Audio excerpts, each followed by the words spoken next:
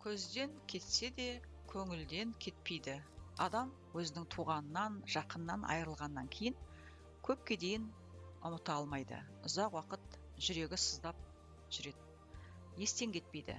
Әні міне есіктен кіріп келердей сезінеді. Жылайды, сағынады, мұңын басқа біреуге шағады. Себебі өзінің бір тұтастығынан айырылып қалғандай сезінеді. Қазақта жанымнан да артық жақсы көруші едім, өзімде көруші едім деген сөздер бекерден бекер айтылмайды.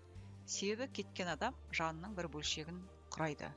Жанның бір бөлшегін алып кеткендей сезінеді. Орны үңірейіп бос қалады. Өлгеннің артынан өлмек жоқ, тірі адам тіршілігін жасайды деген қазақта жұбату сөздер бар. Бұл жұбату сөздер болғанмен кеткен адамның орнын толтыра алмайды. Жүрек сыздауын қоймайды. Терапияда осы айырылған адамменен соған деген сезімдерін толықтай айтып қоштасуға болады. Терапия ол шер тарқату.